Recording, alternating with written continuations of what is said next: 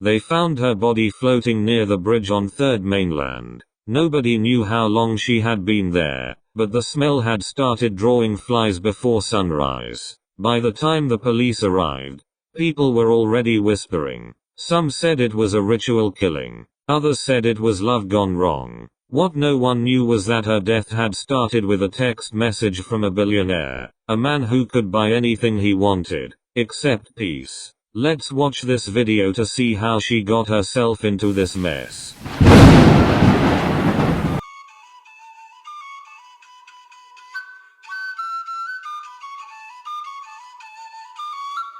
That afternoon, the sun was wicked. Heat sat on Lagos like a curse. Even the Danfo drivers looked tired. Ada stood by the roadside at a jota, pressing her bag close to her chest. Her husband, Sani, had gone to Maiduguri 2 months ago. He was a soldier, posted to one of those dangerous places where bombs and bullets flew like mosquitoes. She had not heard from him for 12 days. No call, no message. Her small shop at Kitu was barely surviving. Nipa had cut her light again. Life was heavy. She wiped sweat from her forehead and tried to stop a bus to Ikeja. None stopped. Then a black Range Rover slowed beside her. The glass rolled down smoothly like movie scenes. "Excuse me, madam," the man said. "You dropped something." Ada frowned. "I didn't drop anything." The man smiled. His teeth were neat, white. "Then maybe I just wanted an excuse to talk to you." Ada gave him a hard look.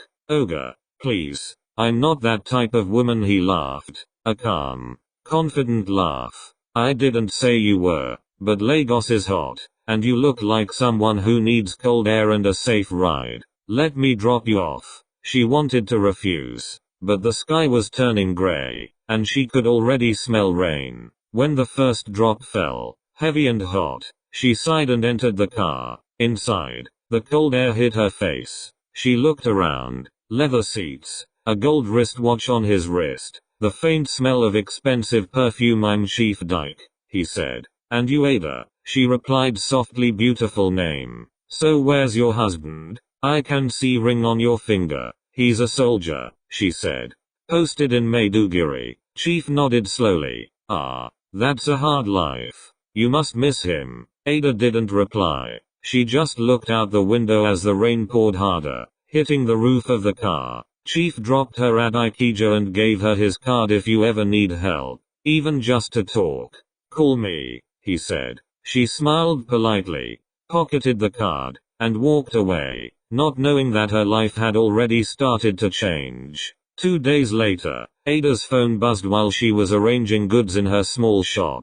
Unknown number. "Hello, good morning, Ada. It's Chief Dyke." She froze for a moment. "Oh, good morning. So I hope you don't mind me calling. I just wanted to check on you. Did you get home safely that day?" "Yes, thank you." He asked about her business, her husband, and her day. His voice was calm, polite, the kind of voice that made people feel listened to. When he ended the call, Ada smiled without meaning to. The next day, he called again, then again the day after. At first, she thought it was harmless, just friendly talk, but slowly, his words started changing. "Have you eaten today? You sound tired, Ada. Are you sleeping well? You're a strong woman. You know, if it were me, I couldn't handle that kind of loneliness." Ada's heart started reacting before her mind could stop it. She told herself she was only talking to him because she was lonely. Sani hardly called anymore. When he did, the line was always bad, his voice full of static.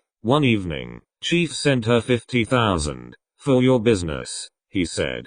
"Don't argue." Ada didn't want to accept it, but her rent was due. She told herself she'd pay him back one day. She started thinking of him before sleeping. Sometimes, she checked her phone every hour, hoping for his call. Her friend Ngozi noticed. "Ada, who's making you smile like that?" "Nobody." Ada lied. "Just my husband." Ngozi laughed. "Ah, if that's your husband, tell him to call more often." "Oh." Ada forced a laugh, but guilt pricked her chest. She knew she was getting close to something dangerous, but it already felt too late to stop. One Friday evening, while she was cooking, Chief called Ada. I want to see you. Just dinner. Nothing more. I don't think it's right. So I understand. But I've had a long week. You've become someone I can talk to. Please. 1 hour only. His tone was gentle, sincere. After thinking for a while, she agreed.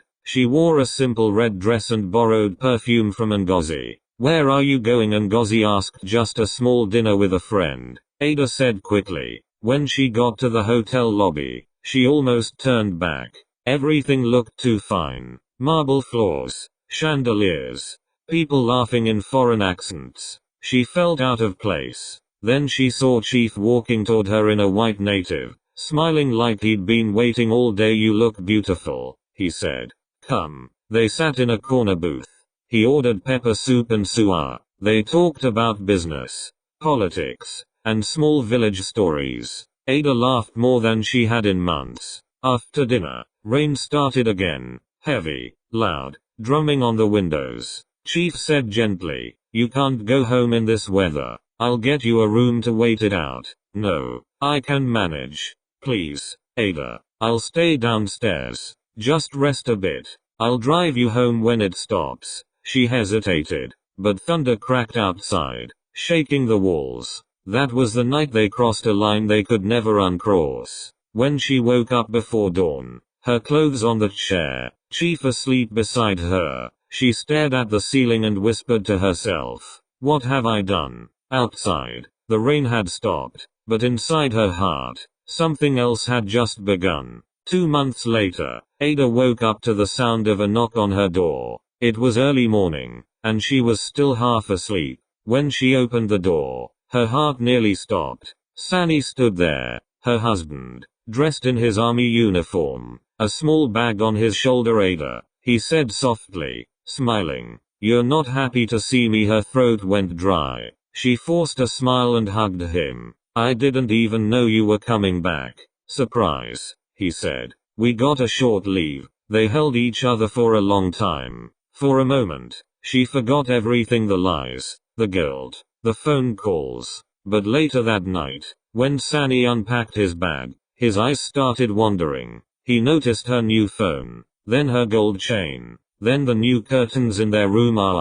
He said slowly, business has been moving well. Oh. Ada laughed nervously. God has been good. Sani looked at her closely. Who gave you that chain? My aunt in Port Harcourt, she said quickly. He nodded, but his eyes stayed on her face a second too long. Soldiers are trained to read lies, not from words, but from eyes. Later that night, as Ada slept beside him, Sani lay awake staring at the ceiling. His mind went back to the nights in Maiduguri, when he called and she said she was too tired to talk. When she didn't pick up for 2 days, he turned to look at her sleeping face. Something in his chest tightened. He wasn't sure if it was love or suspicion, maybe both. A week later, Sani went to visit a friend, Corporal Musa, who worked at a hotel near Ikeja. They drank beer, talked about life, and scrolled through Facebook on Musa's phone. Guy, see this woman? Musa said laughing.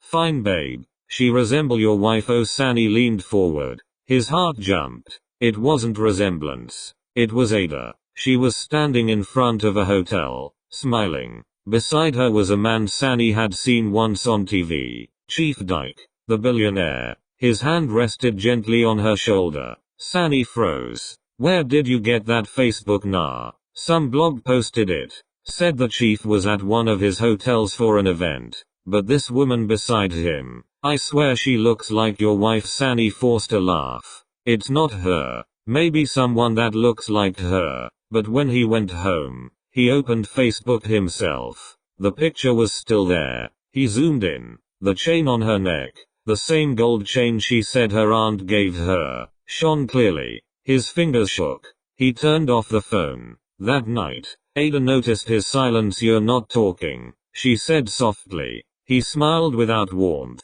I'm just thinking. She moved closer, resting her hand on his chest. But his heart was beating too fast. He said nothing more. The next morning, Sani left the house before sunrise. He didn't say where he was going. Chief Dyke was a man who feared nothing. Not politicians, not police, not even death. But lately, something had changed. He started feeling watched. One night, he saw a strange car parked outside his gate. When his guards went to check, the car drove off fast. Then came the letter. It was placed on his office table, though no one knew how it got there. The handwriting was rough. Angry, leave her alone, or you will lose more than money. Chief read it twice, then threw it away. Nonsense, he said. Jealous man or small boy. But that same night, someone fired 2 gunshots at his gate. The bullets left holes in the iron like teeth marks. His guards chased the shooter, but the man vanished into the dark. Chief called Ada immediately. Who have you been talking to? He asked sharply. Ada's voice trembled. Nobody. What happened? Someone is threatening me. Are you sure your husband doesn't know? Ada went quiet. Then she started crying. He found a picture of us, she whispered. I think he's angry. Chief's voice softened. Listen, I'll handle it. Don't panic. Just stay low for now. The next morning, Chief sent a car to pick her up and take her to one of his guest houses on the island. When she arrived, the house was quiet and clean. Too quiet. A cook brought her food. A guard stayed outside, and Chief visited in the evenings. You'll be safe here, he said, until things calmed down. But at night, Ada couldn't sleep. Every sound outside made her jump. She kept imagining Sunny standing in the dark, watching the windows. 3 nights later, she woke up to a sound at the gate. Soft, careful metal noise. She peeked through the curtain. A soldier's cap lay on the ground by the gate. No one was there. Ada screamed. The guard ran out, gun in hand, but found nothing, just the cat. Chief came rushing that morning. When he saw the cat, his face went pale. This has gone too far, he said quietly. I'll fix it once and for all. Ada looked at him, scared. What do you mean? Don't worry, he said. Just trust me. But the way he said it made her even more afraid. Ada didn't leave the guest house for 3 days. Chief told her to rest, but her heart refused to rest. Every knock on the door made her jump. Every night, she dreamed of Sunny standing by her bed, silent, holding a gun. On the 4th day, she couldn't take it anymore. I want to go home, she told Chief. He sighed. Ada, you don't understand. That man is dangerous. He's a soldier, trained to kill. You're safer here. Ada looked at him. You're saying it like he's a stranger. He's my husband. Chief rubbed his head. And I'm the man who loves you. Don't forget that. The words hung in the air like smoke.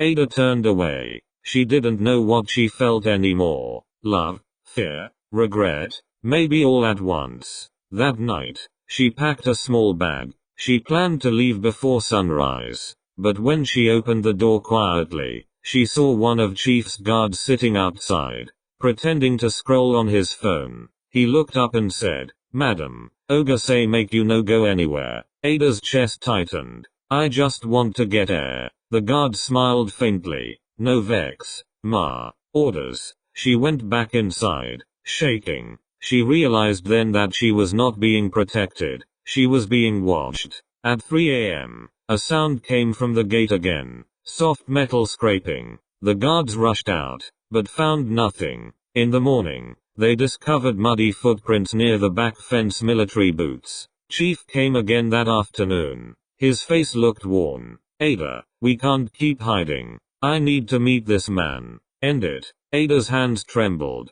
Please, don't. Sunny can do anything when he's angry. I'm not afraid of him, Chief said coldly. He should be afraid of me. He left the house that evening. That was the last time Ada saw him alive and calm. 2 days later, Sunny arrived at Chief's hotel. He came quietly. No shouting, no fighting. Just a man with fire burning quietly behind his eyes. The receptionist said, Good evening, officer. How can I help you? I want to see Chief Dyke, he said. When Chief came downstairs and saw him, something inside him froze. But his face stayed calm. Ah, you must be Sunny, he said with a forced smile. Let's talk privately. They went upstairs to the penthouse. The guards outside said they heard voices. Low and tense. You think you can buy everything. Sunny said, his voice shaking. You bought my wife, my peace, my name. You think you're God, Chief replied quietly. She came to me because she was lonely. I didn't force her.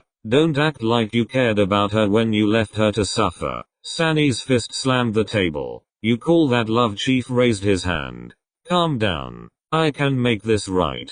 I can take care of both of you. Sunny laughed bitterly. You can't buy respect, Chief. Not mine. Then came a sound. Glass breaking, a short cry, and a single gunshot. Security rushed in. Chief was on the floor, blood on his arm, glass from a broken bottle scattered everywhere. Sunny was gone. Chief refused to tell the police what really happened. He only said, a misunderstanding. But that night, his house in Ikoyi was surrounded by unknown men. One of his cars was burned before the police came. Chief realized then, money couldn't protect him from vengeance born of love. When Ada heard the news, she almost fainted. She called Sunny's phone, but it was switched off. She called Chief, and he said, I'm fine, but I need you to stay hidden. Chief, I'm scared. What if Sunny comes for me? Then let me send you away. Chief said, maybe out of the country, just for some time. But the next day, journalists started circling around the story Billionaire and Soldier's Wife in Secret Affair. Her face was everywhere online.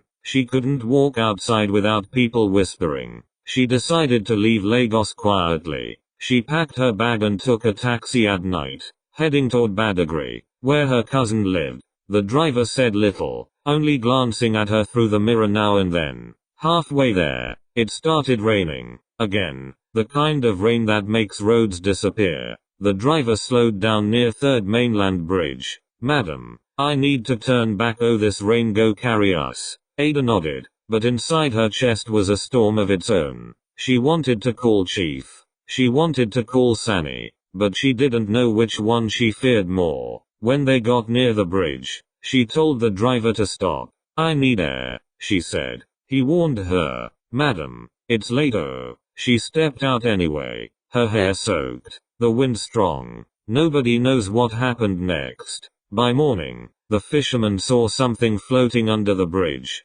3 days later, the police confirmed it was Ada. Her gold chain was still on her neck.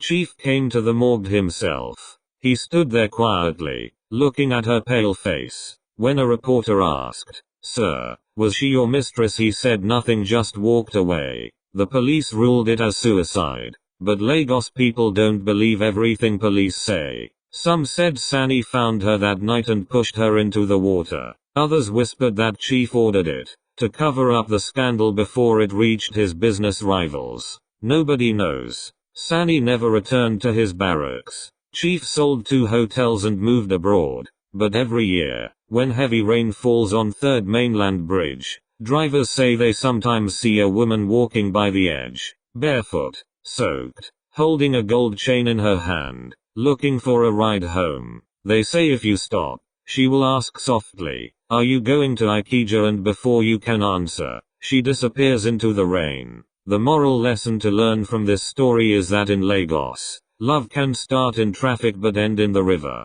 Money can buy comfort, but not peace. And the heart that hides from truth will one day meet it, by the bridge.